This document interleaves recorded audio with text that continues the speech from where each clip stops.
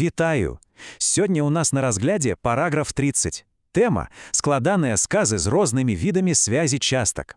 Ага, назва можа гучаць крыху складана, але паверце, гэта адна з самых цікавых рэчаў у сінтаксісе. Гэта, як ведаеце, канструктар, дзе з простых кубікаў сказаў мы будуем нешта сапраўды вялікае і шматграннае. Ну што, давайте паглядзім, як гэта ўсё працуе.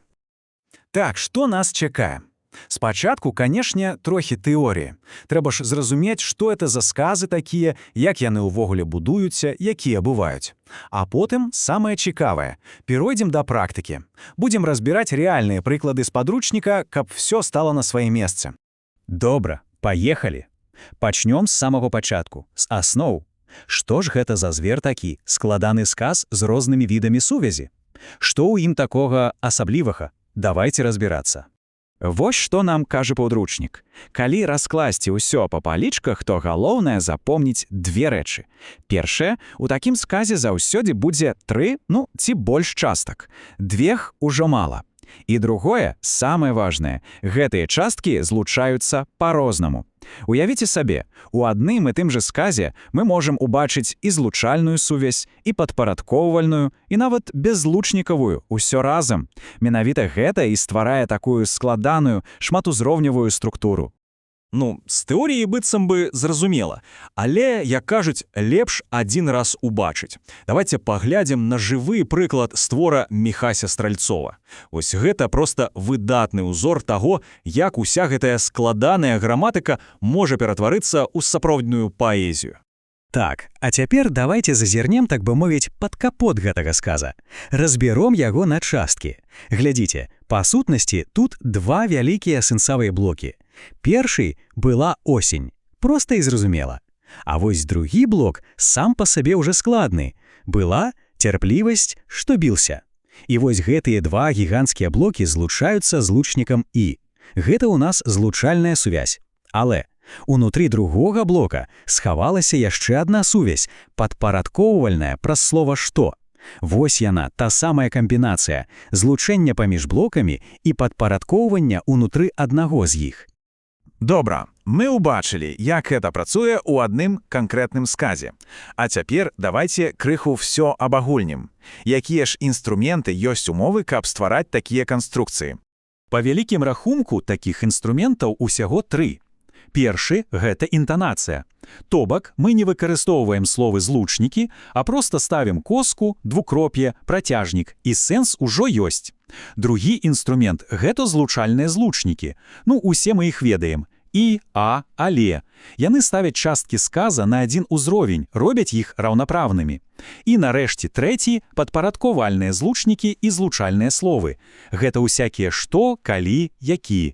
Яны, наадварот, ствараюць іерархію. Адна частка становіцца галоўнай, а другая – залежнай. І вось у залежнасці ад таго, якая сувязь з'яўляецца, так бы мовіць, асноўной, якая злучае самыя буйныя блокі, усе такія сказы можна падзяліць на 3 вялікія групы. Давайте паглядзім на кожную з іх. Пачнем з першых двух тыпаў. Вось злева ў нас першы тып, дзе паміж галоўнымі блокамі стаіць злучальная сувязь. Паглядзіце, напрыклад, з коласа. Ідзе перэлік. Ідуць касцы, звіняць іх косы, вітаюць іх буйныя росы, гэта беззлучнікавая сувязь. А потым увесь гэты блок праз злучнік А злучаецца з апошняй часткай. А цяпер глядзім направа, другі тып. Тут уже галоўная сувязь падпарадкавальная. Ёсць вялікі даданны блок, які складаецца з 2 частак. Колькі б мы не хадзілі, колькі б вёснаў не сустрачалі, і ўвесь гэты блок залежыць ад галоўнай часткі. Ніколі не здасца і ніколі не будзе. І трэці тып. Тут уже паміж асноўнымі блокамі у нас беззлучнікавая сувязь. Гляньце, напрыклад.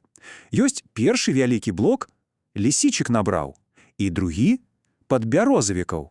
Паміж імі няма злучніка, стаіць толькі кропка з коскай.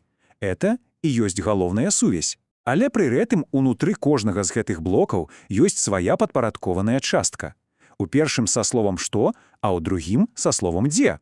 Так, з тэоріі здаецца ўсё. Хопіць тэоріі. Давайте уже трэніравацца. Открываем практикаванне 206 и поглядим на несколько сказов оттуль. Паспрабуем их разобрать. Вось давайте паглядзім на другі сказ. Цікавы выпадак.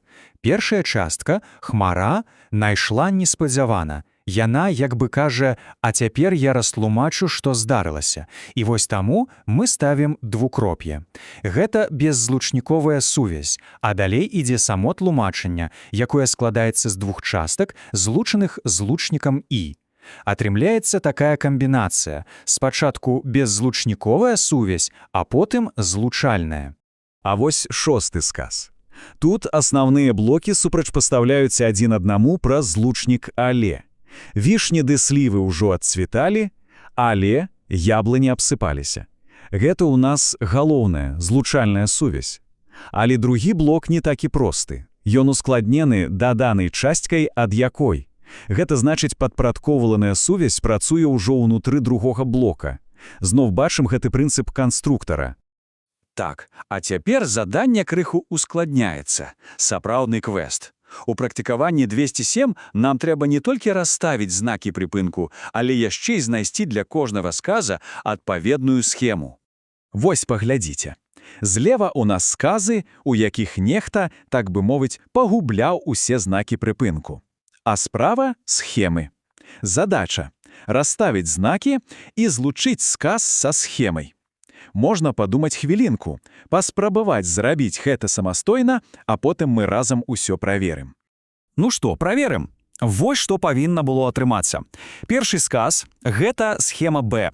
Чаму? Таму што две часткі звязаны злучнікам «і», а да другой далучаецца даданае з во-якім. Далей, другі сказ – гэта схема В. Пасля словаў автара ідзе прамое пытанне, таму ставім двукроп'е. Трэці сказ – гэта схема Г. Тут у нас ідзе простае пералічэнне падзей праз «і» і коску.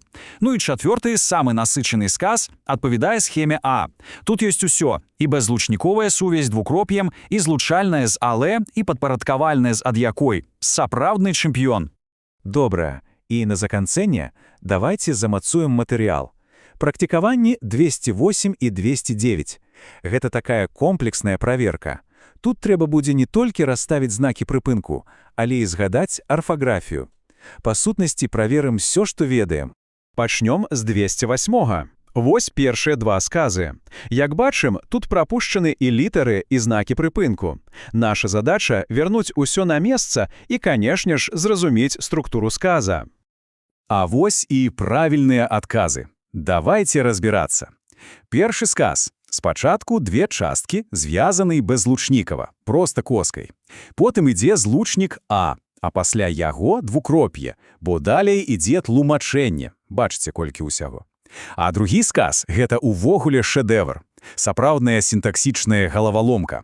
Пачынаецца з беззлучнікавай сувязі, потым вялікія блокі раздзяляюцца кропкай з коскай, потым з'яўляецца злучальная сувязь з «і», і ўсё гэта завяршаецца даданай часткай з ягога. Вось вам і прыклад, як з простых элементаў можна стварыць нешта неверагодна складанае і прыгожае. І апошняе на сёння. Практыкаванне 209. Задача ўжо знаёмая. Выправіць усе арфаграфічныя памылкі і расставіць знакі прыпынку, каб сказы ажылі і зайгралі з сэнсам. Так, глядзім, што атрымалася. Тут таксама шмат цікавых момантаў. Напрыклад, у другім сказе вельмі важна не забыць выдзеліць коскамі з абодвух бакоў даданую частку, якое кідае каменне. А ў пятым сказе у нас аж две даданыя часткі у пачатку, якія адносяцца да галоўнай у канцы. Іх таксама трэба правільна выдзеліць. Кожная коска, кожны знак прыпынку тут не проста так. Яны працююць на сэнс. Ну што ж, давайце падвядзем вынік. Галоўнае, што трэба зразумець, складны сказ з рознымі відамі связі – гэта, па сутнасці, канструктар. І каб навучыцца ім карыстацца, трэба проста трэніравацца бачыць гэтыя блокі і разумець, якім мацаваннем яны злучаны паміж сабой. Сёння мы разабралі, так бы мовіць, тэхнічны бок справы – механіку. Але застаецца пытанне для роздуму. Магчыма, самае галоўнае – а як выбар сувязі ўплывае на сам тэкст? Чаму у адным выпадку аўтар ставіць кароткае «і», а ў іншым шматзначнае двукроп'е, якое прымушае нас затаіць дыханне? Як это мяняе рытм, інтанацыю, а ў выніку і ўвесь стыль? Вось пра гэта сапраўды цікава падумаць, калі будзеце чытаць ці пісаць нешта сваё.